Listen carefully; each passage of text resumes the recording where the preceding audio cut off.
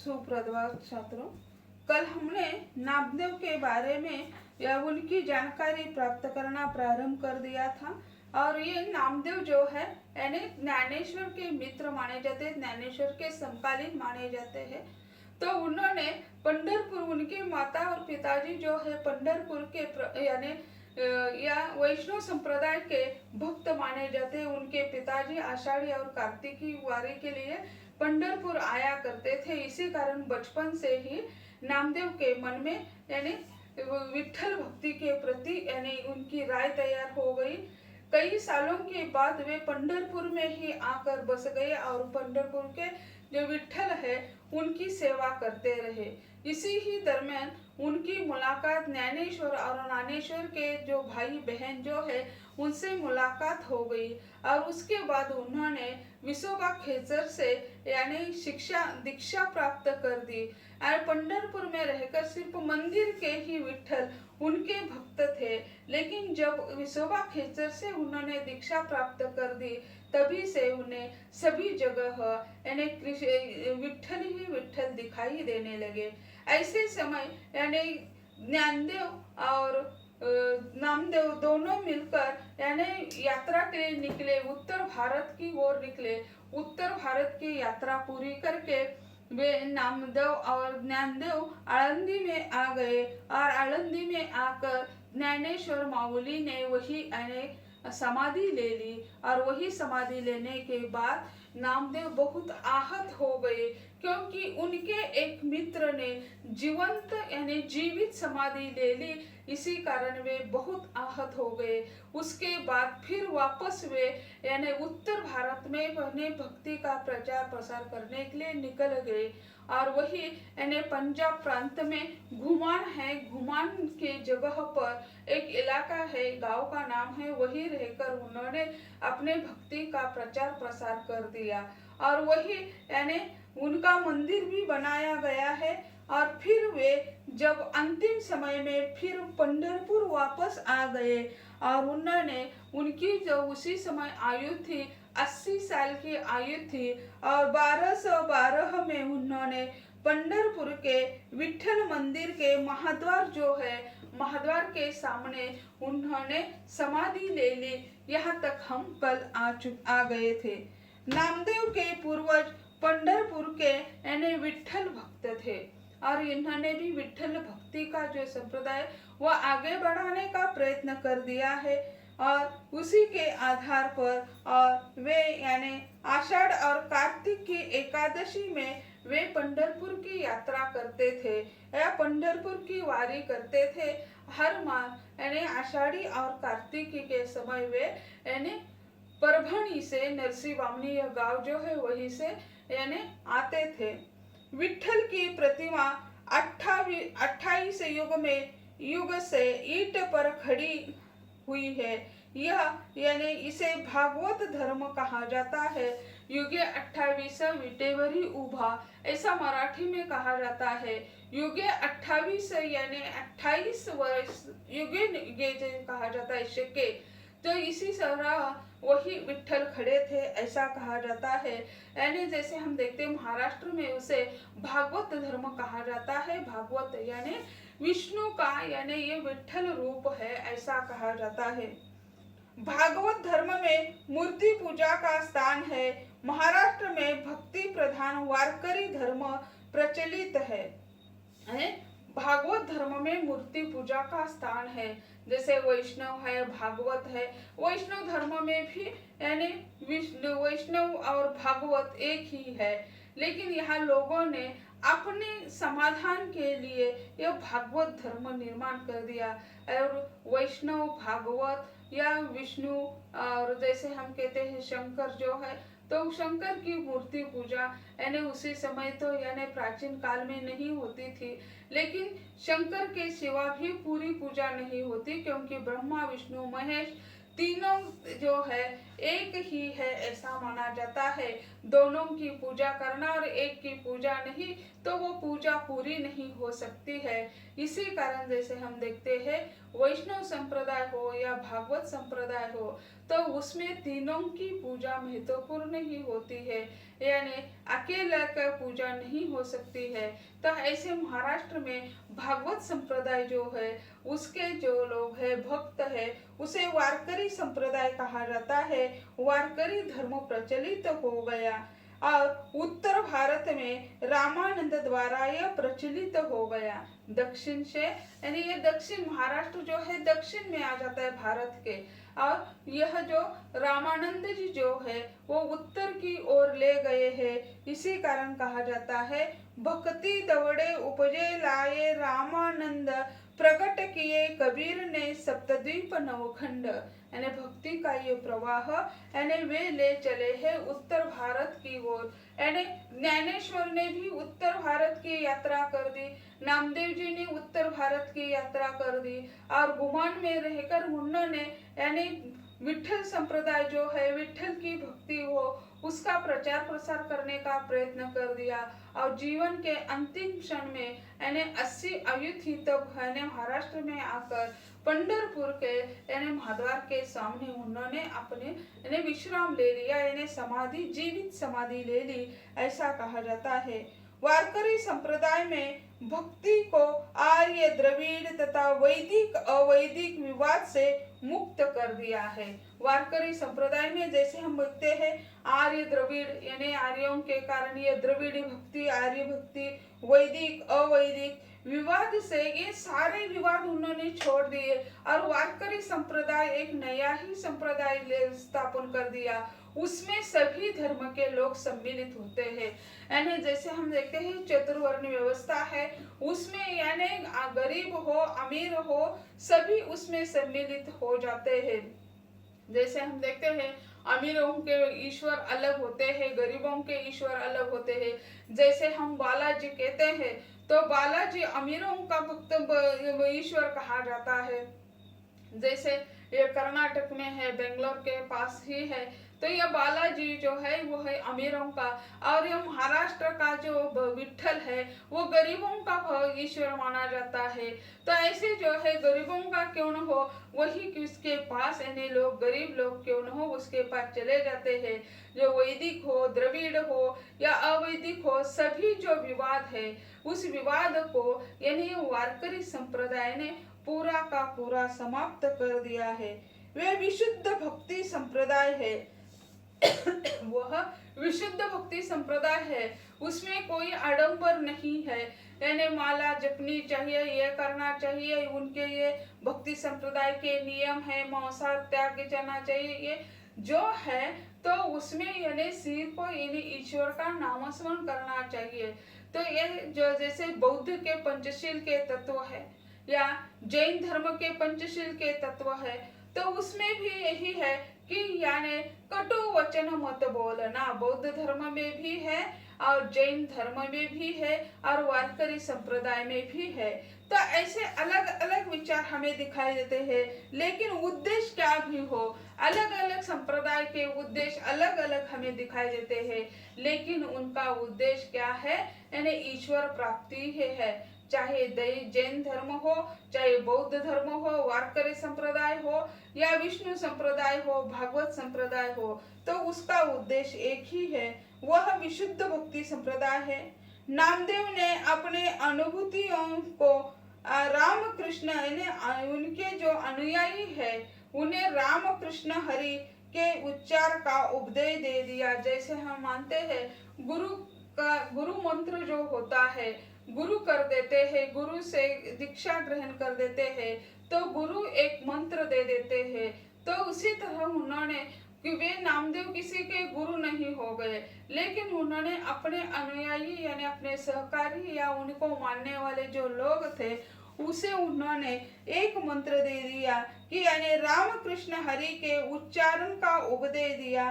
नामस्मरण चिंतन द्वारा ही यह आधारित होता है, यानी राम कृष्ण हरि यानी उठते बैठते राम का नाम लेते हैं, राम कृष्ण हरि यानी हरि भी कृष्ण को कहते हैं राम कृष्ण, यानी बोलते समय उठते बैठते लोग यानी उनका नाम स्मरण लेते हैं।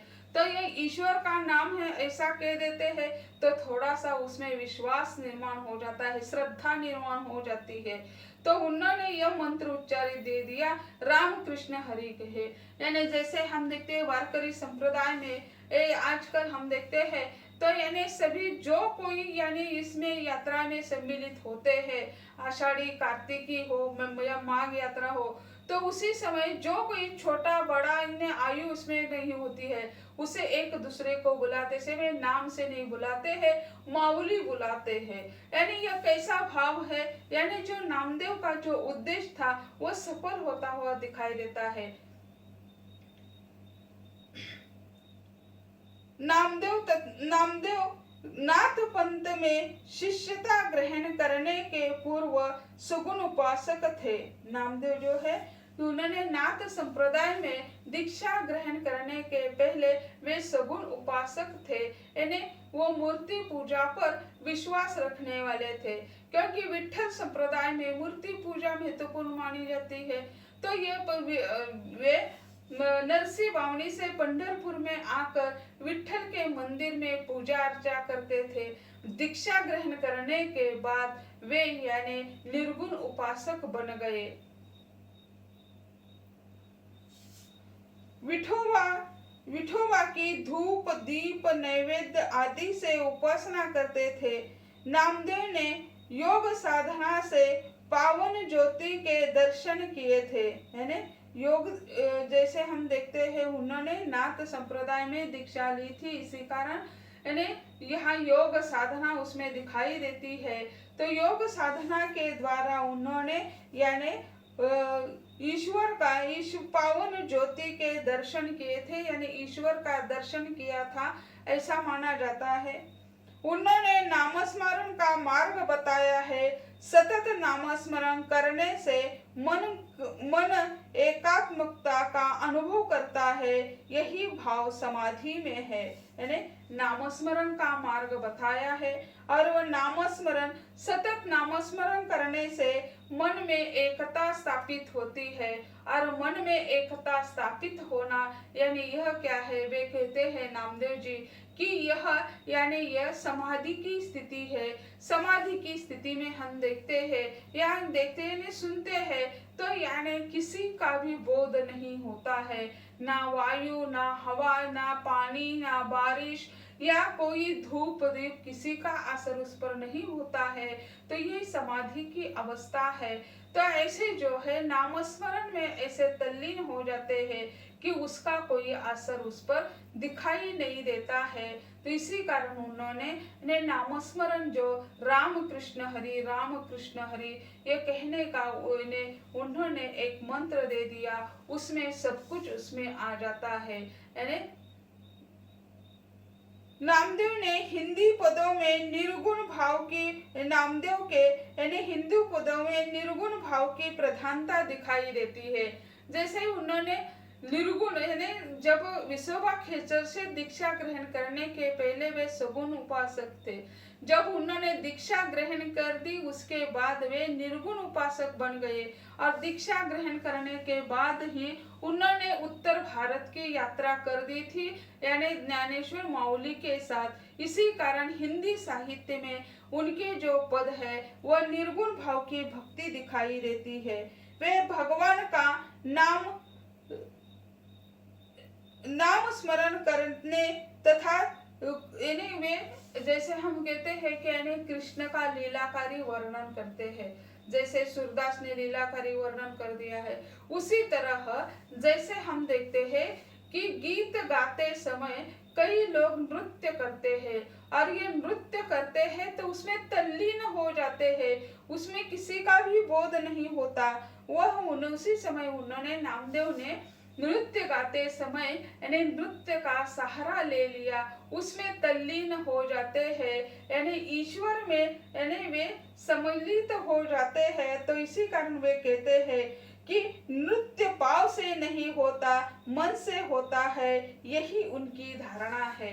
यानी मन में आ जाता है तब ही पाँव थिरकने लगते हैं। जैसे हम कोई गीत हमें सुनाई देता है, उसके कई लफ्ज या उसकी धुन हमें सुनाई देती है, तब ये अपने आप अपना मन वहीं पे ओढ़ लेता है और उससे हम एकाग्र होते हैं। उसी तरह वे कहते हैं नृत्य करना यानी गीत लगने से नृत्य नहीं करना, तो मन से नृत्य करना, तभी क्या है उससे हम एकाग्र हो जाते हैं। तो वो कहते हैं नृत्य पाँव से नहीं होता है, वह नृत्य तो मन से होता है। यही उनकी धारणा है। हम ईश्वर से एक हो जाते हैं, तभी उसमें हम तल्लीन हो जाते हैं। नामदेव के हिंदी पद गुरु ग्रंथ साहिबा और मराठी के पद नामदेव की गाथा तथा मराठी संग्रहों में संकलित दिखाई देते हैं। यानी गुरु ग्रंथ साहिबा जो है यानी गुरु नानक का ग्रंथ है, तो उसमें यानी नामदेव के कई पद हिंदी में दिखाई देते हैं और मराठी में नामदेवाची गाथा यह ग्रंथ प्रचलित है। नामदेव की भाषा में कृत्रिमता नहीं है, यानी ये तो लोग पंडित नहीं हैं, कोई पाठशाला में नहीं गए हैं, इसी कारण जो है उनकी भाषा जो है व्याकरण की दृष्टि में बैठने वाली नहीं है। इसी कारण ये लोक साहित्य हम कह सकते हैं, लोगों की भाषा में लिखा हुआ साहित्य है। भाषा में कहीं कृत्रिमता हमें दिखाई नहीं देती। उन्होंने ओढ़ मोड़ कर तोड़ मरोड़ कर भाषा का प्रयोग नहीं किया है, इसी कारण उनकी भाषा जो है सुकोमल है, उसमें गेयता दिखाई देती है। इनके साहित्य में खड़ी बोली, ब्रज, पूर्वी, हिंदी, राजस्थानी, पंजाबी भाषा के शब्द दिखाई देते हैं, क्योंकि उन्होंने इन प्रदेशों की यात्रा कर दी है। खड़ी बोली हिंदी का प्रयोग किया है, ब्रज भाषा का प्रयोग किया है, पूर्वी हिंदी जो है उसका प्रयोग कर दिया है, राजस्थानी पंजाबी का समावेश किया है। मातृभाषा की झलक स्वाभाविकता से दिखाई देती है। वे महाराष्ट्र के परभणी के रसी बामनी के रहने वाले हैं, इसी कारण महाराष्ट्र की जो मातृभाषा है मराठी, उसका तो प्रभाव उसमें झलक ही देता है। लेकिन ये उनकी नामदेवाची गाथा जो है वह तो मराठी में है, लेकिन गुरु ग्रंथ साहिबा में उनके जो पद मिलते हैं वे उसी तरह यानी मराठी का प्रभाव भी दिखाई देता है। कई पूर्वी भाषा के शब्द दिखाई देते हैं, पंजाबी भाषा के शब्द दिखाई देते हैं। ऐसे जो संत हैं नामदेव जी, जो महाराष्ट्र के होते हुए भी पूरे हिंदुस्तान के हो गए। भक्ति के लिए किसी देश किसी सीमाओं का बंधन नहीं होता है। रामानंद जी तो दक्षिण के हैं, फिर उन्होंने उत्तर प्रदेश में जाकर भक्ति संप्रदाय का प्रचार प्रसार कर दिया। जैसे कृष्ण भक्ति का प्रसार करने वाले वल्लभाचार्य है, वो भी दक्षिण के हैं, लेकिन उत्तर में जाकर उन्होंने कृष्ण भक्ति संप्रदाय का प्रचार प्रसार कर दिया। यानी इसी कारण जो कहते हैं कि यानी भक्ति द्रविड़े उपजे लाए, यानी ये भक्ति की धारा जो है दक्षिण से उत्तर की ओर चली गई है। जैसे हम देखते हैं जो नदियां बहती है वह चढ़ाव से उतार की तरफ बहती है, लेकिन ये भक्ति का प्रभाव जो है उतार से चढ़ाव की ओर लग गया है, वो बहता चला गया है। वो बहने के लिए ज्यादा समय निश्चित ही लग चुका है, क्योंकि पानी बहते समय उन्हें ढलान की तरह बहता है, लेकिन ढलान को रुका कर हम उसे बांध बनवा देते हैं तो पीछे पीछे वो थोड़ा सा खिसक जाता है, लेकिन उसके लिए काफी संघर्ष करना पड़ता है। यह संघर्ष करते करते यह भक्ति की हिलोर उत्तर तक पहुंच गई और उत्तर में उसका काफी विकास हो चुका है। तो ऐसे नामदेव जी जो है उनकी प्रारंभिक भक्ति का प्रारंभ महाराष्ट्र में हो गया और उसने अंत तक यानी अंतिम समय में फिर वो महाराष्ट्र में आ गए, लेकिन काफी समय उन्होंने यानी उत्तर भारत में गुजार दिया है। इसी कारण वे यानी पंजाब के घुमान स्थान पर उनकी समाधि है, उनके मंदिर बनवाए गए हैं उधर, और एक उसे नाम भी दे दिया है कि यानी गुरुदास बाबा नामदेव जी ऐसा मंदिर का नामकरण कर दिया है। यानी अपने महाराष्ट्र में नहीं तो उत्तर प्रदेश में जाकर भी उन्होंने विठल भक्ति का प्रचार प्रसार कर दिया, या भागवत संप्रदाय का उन्होंने प्रचार प्रसार कर दिया है। तो ऐसे नामदेव जी जो है ने महाराष्ट्र के परभनी जिले के नरसी बामनी के रहने वाले, उन्हें भक्ति का वरदान उनके परिवार से ही मिला है। वे एक दर्जी परिवार में उनका जन्म हो गया है और उन्होंने अपने जो मित्र है उसी के तरह न उनके मित्र नाम ज्ञानेश्वर माउली है, और उसी के तरह यानी ज्ञानेश्वर माउली ने जीवित समाधि ले ली थी, लेकिन अल्पायु में उन्होंने ले ली थी। लेकिन यहाँ उन्होंने अपने मित्र का कार्य, अपना कार्य समाप्त करके आयु के 80 वर्ष में उन्होंने पंढरपुर के विठल मंदिर के सामने जो महाद्वार है वहीं पे उन्होंने समाधि ले ली। तो ऐसे श्रेष्ठ भक्त नामदेव जी महाराष्ट्र के नहीं तो पूरे हिंदुस्तान के श्रेष्ठ भक्त कवि माने जाते हैं। धन्यवाद। अगले लेक्चर में हम यानी नानक जो है इस काल के जो भक्त है उसके बारे में देख लेंगे।